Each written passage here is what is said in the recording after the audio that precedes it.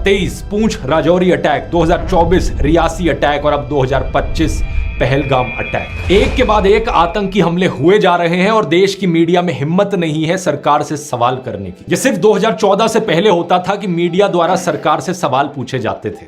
फिल्में भी आप देखोगे, अ वेंसडे जैसी फिल्में बनाई जाती थी जिनमें सरकार से आतंकवाद पर सवाल पूछे जाते थे। इसीलिए हम सरकार चुनते हैं कि वो मुल्क चलाए। आप लोग सरकार, पुलिस फोर्स, इंटेलिजेंस सक्षम है इस तरह की पेस्ट कंट्रोल के लिए, लेकिन आप लोग कर नहीं रहे। मैं चाहता हूं कि अगर मेरा बच्चा घर से बाहर निकले तो बेखौफ घूमे, कहीं भी, कभी भी, ट्रेन में, बस में, कहीं भी। उस जमाने में जनता मिलकर प्रोटेस्ट करती थी और नेता अपनी गलती मानते हुए इस्तीफा भी दे देते थे। जैसे कि मुंबई के 26/11 अटैक के बाद होम मिनिस्टर शिवराज पाटिल ने पब्लिक डिमांड के चलते हुए इस्तीफा दिया था और महाराष्ट्र के मुख्यमंत्री विलासराव देशमुख ने भी इस्तीफा दिया था। मैं ये नहीं कह रहा कि इस्तीफा देकर उन्होंने कोई महान काम कर दिया। बात यह है कि किसी भी फंक्शनिंग डेमोक्रेसी में ये एक बेसिक बात है और अब उस बेसिक कॉमन सेंस को हमारा देश खो चुका है। अब इस नए भारत में अर्नब गोस्वामी जैसे नमूने को देखिए। अर्नब गोस्वामी इस पहलगाम अटैक के लिए सुप्रीम कोर्ट को जिम्मेवार ठहरा रहा है। There was no need in my view for the Supreme Court to waste time getting into whether 370 abrogation was valid or not. It was a waste of time because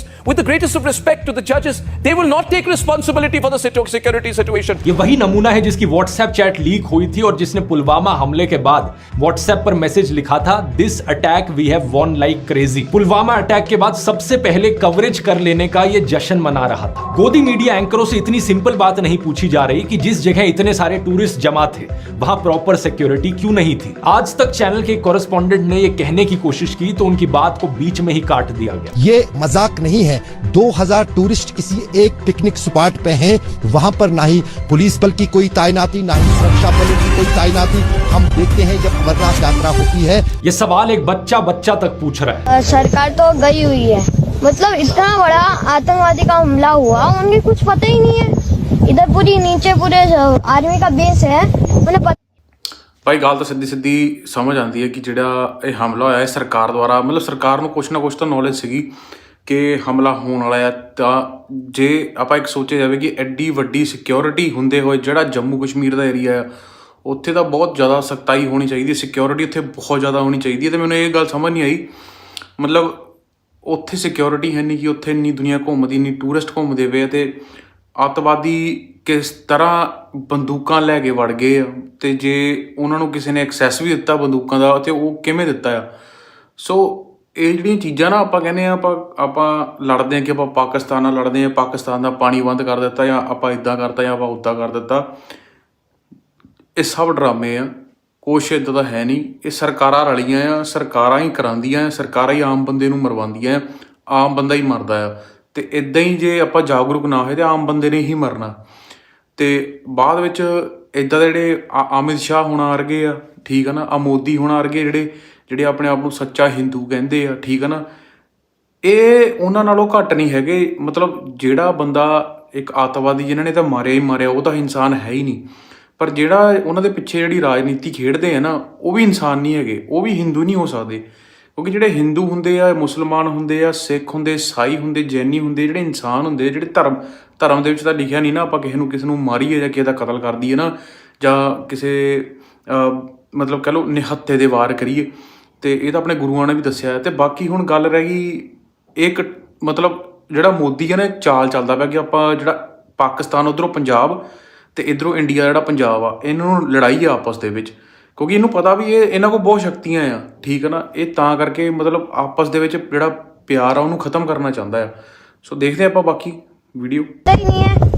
दोस्तों अब 10 दिन पहले की ये रिपोर्ट देखिए। डिफेंस मिनिस्ट्री ने parliament की standing committee को बताया कि आर्मी में ऑफिसर्स का करंट नंबर है 42,095 जबकि ऑथराइज्ड स्ट्रेंथ है 50,000। भाई गल सही है, इत्थे बिल्कुल जिहड़ी ध्रुव राठी ਵੱਲੋਂ ਗੱਲ ਕੀਤੀ ਗਈ ਹੈ कि ਇਹ ਖੋਜ ਬਹੁਤ ਕਰਨੀ ਬਹੁਤ ਜ਼ਿਆਦਾ ਜ਼ਰੂਰੀ ਸੀ। ਕਿਉਂਕਿ ध्रुव राठी ਕਿੱਦਾਂ ਦਾ ਬੰਦਾ ਜਿਹੜਾ ਖੋਜ ਕਰਦਾ ਆ। 50,538 ਬੰਦੇ ਦੀ ਲੋੜ ਆ ਆਰਮੀ ਦੇ ਵਿੱਚ ਭਰਤੀ ਦੀ, ਤੇ ਇਸ ਟਾਈਮ ਜਿਹੜਾ ਉਹਨਾਂ ਕੋਲ ਬੰਦਾ ਸੀ ਉਹ 42,000 ਸੀਗਾ। ਤੇ 42,000 ਬੰਦਾ ਵੀ ਕਿਤੇ ਕਿਤੇ ਪੋਸਟਡ ਕੀਤਾ ਹੋਇਆ ਇਹਨਾਂ ਨੇ, ठीक है जी। 538 देश में करीब 8,400 आर्मी ऑफिसर्स की कमी है और 8400 बंदे दी अफसरां दी घाट है। 8400 कुल मिलाकर आर्मी में 1 लाख से ज्यादा आर्मी पर्सनल की शॉर्टेज है। इस शॉर्टेज की वजह से सोल्जर्स को एक जगह से दूसरी जगह शिफ्ट कराया जा रहा है पहले से ज्यादा रेट पर। सवाल ये उठता है कि ये शॉर्टेज क्यों है। मुझे तो नहीं पता, लेकिन आप इस अगस्त 2022 की द टेलीग्राफ की ये रिपोर्ट देखिए। यहाँ लिखा है कि कोविड के 2 सालों में आर्मी की कोई रिक्रूटमेंट नहीं हुई, इसलिए आर्मी में 1 लाख से ज्यादा ट्रूप्स की कमी है। और अब इस रिपोर्ट की हेडलाइन देखिए, अगले 3 साल में आर्मी स्ट्रेंथ को 2 लाख से कट करने का प्लान। क्या सेंस बना इस बात का? एक मिनिस्ट्री ऑफिशियल ने कहा कि आर्मी अपनी ट्रूप स्ट्रेंथ का रैशनलाइजेशन कर रही है, इसे सैलरी और पेंशन का खर्च कम करने के अटेम्प्ट के रूप में देखा जा रहा है। कई लोगों ने आरोप लगाया है कि सरकार आर्मी ऑफिसर्स की सैलरी और पेंशन पर पैसे बचाना चाह रही है और इसलिए इनकी ट्रूप स्ट्रेंथ कम करने का बिल्कुल सही। विनय नारवाल की बहन ने हरियाणा चीफ मिनिस्टर नायब सिंह सैनी के आगे रोते हुए कहा कि उनके भाई 1.5 घंटे तक जिंदा थे। अगर वहां आर्मी होती तो उन्हें बचाया जा सकता था, लेकिन कोई नहीं आया, वहां कोई नहीं आया। कोई नहीं आया वहाँ पे 1.5 घंटा, वो दिन ज्यादा था, कोई नहीं आया वहाँ पे। अगर कोई हेल्प होती, आर्मी होती तो मेरे को बच सकता था, कोई नहीं आया वहाँ। कोई सुविधा नहीं, कोई फैसिलिटी नहीं, कोई आर्मी नहीं, कोई पुलिस नहीं। जયારે મોટા મોટા નેતા આવે કોઈ વીઆઈપી માટે પાછળ પેટથી કાઢે પર હેલિકોપ્ટર गोदी मीडिया को इससे कोई मतलब नहीं। कश्मीरी पंडित अपने सिक्योरिटी कंसर्न्स के लिए 300 से ज्यादा दिन तक स्ट्राइक पर बैठे रहे, लेकिन कोई खबर तक नहीं आई। दूसरी तरफ मुकेश अंबानी सेठ और उनके परिवार के लिए हाईएस्ट लेवल का Z+ सिक्योरिटी कवर है। इसमें कुल 55 सिक्योरिटी पर्सनल हैं, जिनमें से 10 से ज्यादा हाईली ट्रेन्ड NSG कमांडोज हैं। टाइम्स ऑफ इंडिया की रिपोर्ट में बताया गया है कि मुकेश के बेटे अनंत की घड़ी की कीमत 60 करोड़ से ज्यादा की है। नीता अंबानी की नेकलेस की कीमत 500 करोड़ की है। शादी में खर्च हुआ 5000 करोड़ से ज्यादा, लेकिन सिक्योरिटी में इन्हें चाहिए सरकारी खर्चे पर ट्रेन किए गए highly trained NSG commandos.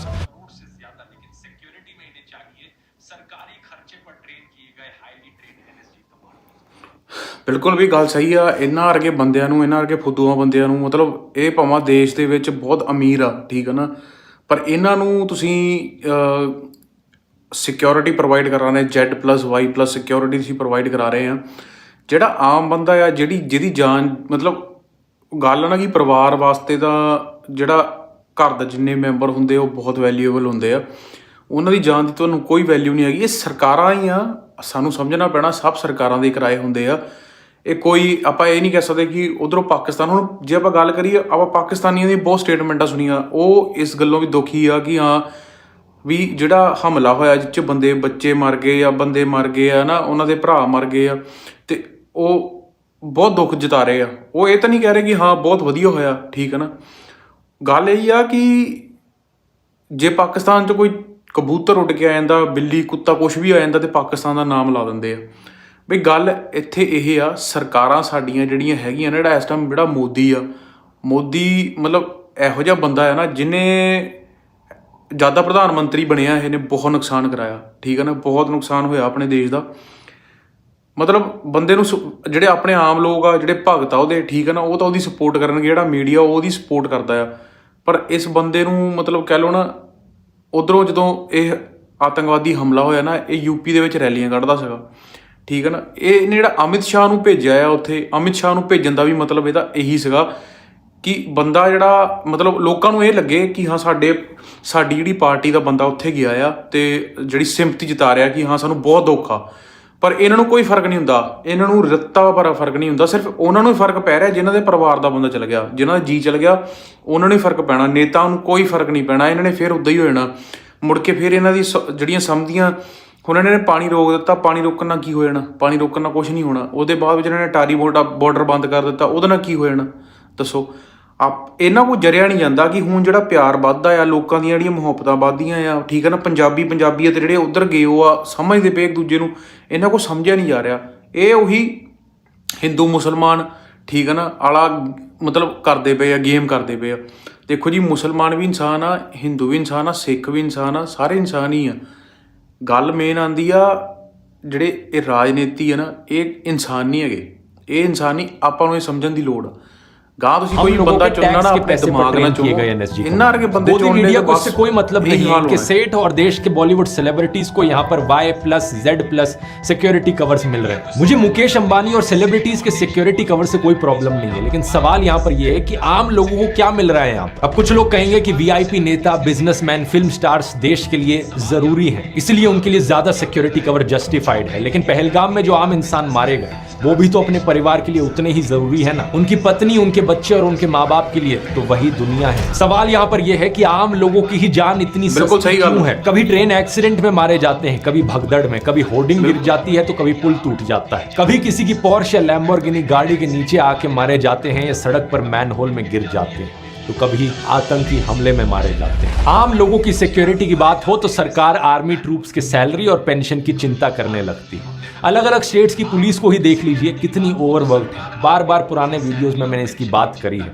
Police की संख्या डबल करने की जरूरत है देश में। पुलिस को ज्यादा ट्रेनिंग फैसिलिटीज प्रोवाइड करने की जरूरत है ताकि देश में लॉ एंड ऑर्डर बेहतर हो सके, देश के लोगों को सुरक्षा मिल सके, लेकिन किसी को कोई मतलब ही नहीं है। लॉ एंड ऑर्डर का तो इस नए भारत में इतना बड़ा मजाक बन गया है कि क्या ही बताऊं। हर दूसरे दिन एक नया वीडियो सामने आता है, सड़क पर किसी को मारा पीटा जा रहा है, पुलिस कुछ नहीं करती। गुंडे आकर किसी स्टूडियो को तोड़ चले जाते हैं तो कभी किसी रेस्टोरेंट को, पुलिस वहां देखती रहती है। होम मिनिस्टर अमित शाह ने कहा है कि इस आतंकी हमले के गुनहगारों को बख्शा नहीं जाएगा। अच्छी बात है, पकड़िए उन्हें, जल्दी से सजा दीजिए। लेकिन इसके साथ ही सवाल यह है कि क्या आपकी सरकार के पास कोई भी सोल्यूशन है ऐसे आतंकी हमलों को रोकने का? क्या आपकी सरकार अश्योरेंस दे सकती है कि फिर ऐसा कोई आतंकी हमला नहीं होगा फ्यूचर में? सलमान खान को अश्योरेंस देने के लिए तो former chief minister Eknath Shinde खुद सलमान के घर चले गए थे, लेकिन आम लोगों को ऐसी अश्योरेंस कौन देगा? बात यहां यह है दोस्तों कि कोई सरकार यहां इतनी जहमत क्यों उठाएगी किसी सोल्यूशन के लिए, जब गोदी मीडिया के जरिए सरकार के सभी फेलियर्स को अचीवमेंट्स के तौर पर दिखाया जा रहा है। टीवी पर क्या चल रहा है? सऊदी अरब का दौरा बीच में छोड़ भारत लौट रहे प्रधानमंत्री मोदी। प्रधानमंत्री मोदी ने हवाई अड्डे पर ही बुलाई बैठक। इन थंबनेल्स को देखिए, गुस्से में मोदी,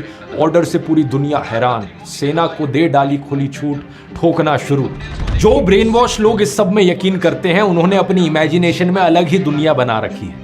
एक ऐसी दुनिया जहां पर धरती मोदी के अराउंड चक्कर लगाती है। खैर, अपने मुद्दे पर वापस आए। जम्मू एंड कश्मीर के मुख्यमंत्री ओमर अब्दुल्ला ने कहा कि इस अटैक को अंजाम देने वाले जानवर हैं, इनह्यूमन है, कंटेम्प्ट के लायक है। उनकी निंदा करने के लिए कोई शब्द काफी नहीं। उन्होंने विक्टिम्स के परिवारों के लिए संवेदना व्यक्त की। कश्मीर में लोगों ने शोक मनाने के लिए बंद लगाया, किसी ने एकता दिखाने के लिए मार्च की तो किसी ने कैंडल लाइट मार्च निकाली। कश्मीर के बाहर जमायत उलेमा ए हिंद जैसी प्रोमिनेंट मुस्लिम ऑर्गेनाइजेशंस ने टेरर अटैक को कंडेम किया। ऑल इंडिया इमाम ऑर्गेनाइजेशन के हेड इमाम उमर अहमद इलियासी ने कहा कि शुक्रवार की नमाज के समय 5.5 लाख मस्जिदों से स्ट्रॉन्ग एंटी टेरर मैसेज दिया जाएगा। विक्टिम्स के लिए प्रार्थना की जाएगी। भारत के बाहर यूएई, सऊदी अरेबिया, बांग्लादेश और कतर जैसे कई सारे मुस्लिम देशों ने भी हमले की कड़ी निंदा की है। देश के आम मुसलमानों ने भी सोशल मीडिया पोस्ट पर अपना विरोध जताया है। यह अच्छी बात है कि लोग आपस में रिलीजन के नाम पर ना बटें और इस तरह आतंकियों के मंसूबों को नाकाम करें, क्योंकि ये सभी आतंकवादी यही तो चाहते हैं कि भारत में धार्मिक नफरत फैले, लोग एक दूसरे से लड़े और हमारा देश टूट जाए। लेकिन क्या कोई भी देशभक्त ऐसा चाह सकता है? कभी भी नहीं। कोई भी देशभक्त यही चाहेगा कि मेरा देश मजबूत रहे, अखंड रहे। देशभक्त तो एक ही नारा बोलेंगे, भारतीय एकता जिंदाबाद।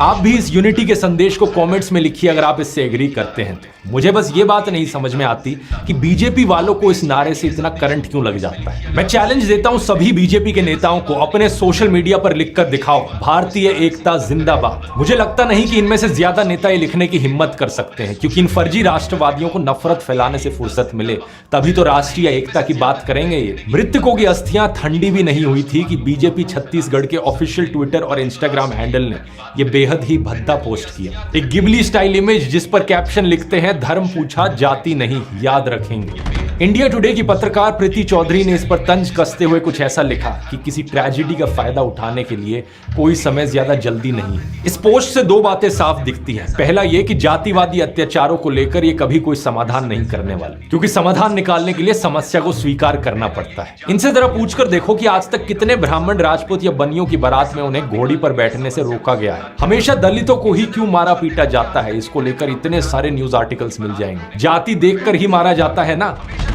दूसरी बात इस पोस्ट से पता चलती है कि बीजेपी वाले देश में धार्मिक नफरत फैलाते रहेंगे। ये आतंकवादियों का जो एजेंडा है देश को तोड़ने का, हिंदुओं को मुसलमानों से लड़वाने का, देश को सिविल वॉर की कगार पर ले जाने का, यही एजेंडा बीजेपी के लोग भी फॉलो करते हैं। चारों तरफ आप इन लोगों की पोस्ट देखोगे सोशल मीडिया पर, सिर्फ एक ही चीज पर फोकस करते हैं, हिंदू वर्सेस मुस्लिम्स। ये चाहते हैं सभी हिंदुओं के अंदर डर बैठे, आतंकवादियों से नहीं बल्कि अपने देश के मुसलमानों से, अपने पड़ोसियों से, अपने दोस्तों से। ये चाहते हैं सभी मुसलमान मुसलमानों के अंदर डर बैठे, आतंकवादियों से नहीं बल्कि अपने देश के हिंदुओं से, अपने पड़ोसियों से, अपने दोस्तों से। ये संपत्ति इकट्ठी करके किसको बांटेंगे?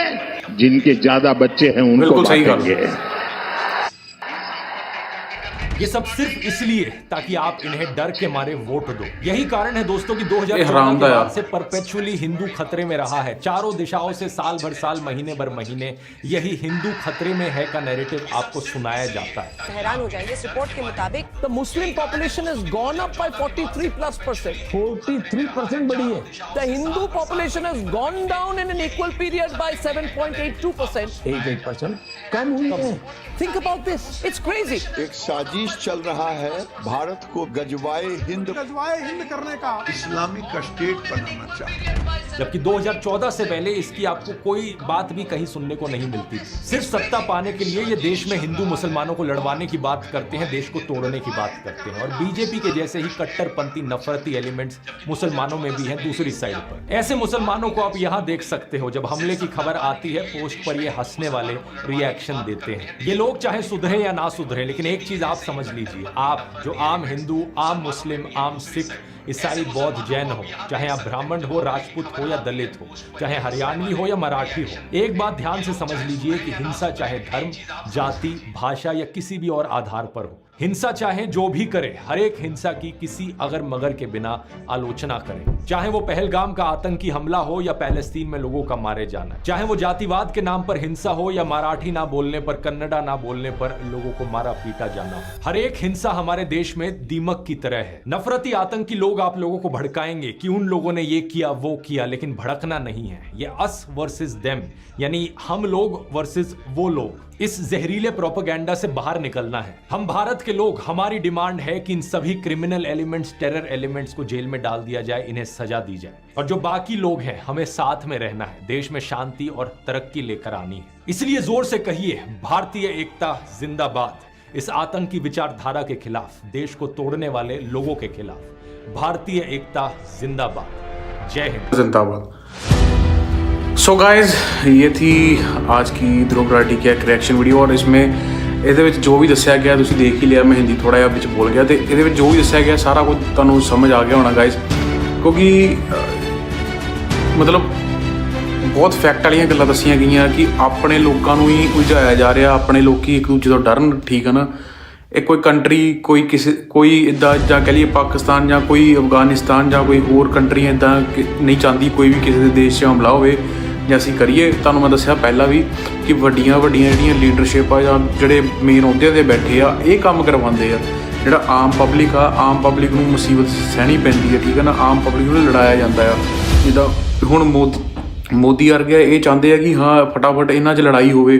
ਹੁਣ ਮੈਂ ਬਹੁਤ ਸਾਰੇ ਯੂਟਿਊਬਰ ਦੇਖਿਆ, ਇੱਕ ਤਾਂ ਯੂਟਿਊਬਰ ਹੈਗਾ ਆ, ਉਹਦਾ ਮੈਂ ਨਾਂ ਨਹੀਂ ਲੈਣਾ ਚਾਹੁੰਦਾ। ਉਹ ਯੂਟਿਊਬਰ ਉੱਥੇ ਜਾ ਕੇ ਕਸ਼ਮੀਰ 'ਚ ਜਾ ਕੇ ਫਸ ਗਿਆ। ਉੱਥੇ ਜਾ ਕੇ ਬਾਅਦ 'ਚ ਉਹਨਾਂ ਦੇ ਹੋਟਲ 'ਚ ਬਹਿ ਕੇ ਉਹਨਾਂ ਨੇ ਉਹਨੂੰ ਬਚਾਇਆ। ਉੱਥੇ ਬਹਿ ਕੇ ਉਹ ਖਾਂਦਾ ਪਿਆ ਤੇ ਉੱਥੇ ਬਹਿ ਕੇ ਉਹਨਾਂ ਦੀ ਬੁਰਾਈ ਕਰਦਾ ਪਿਆ।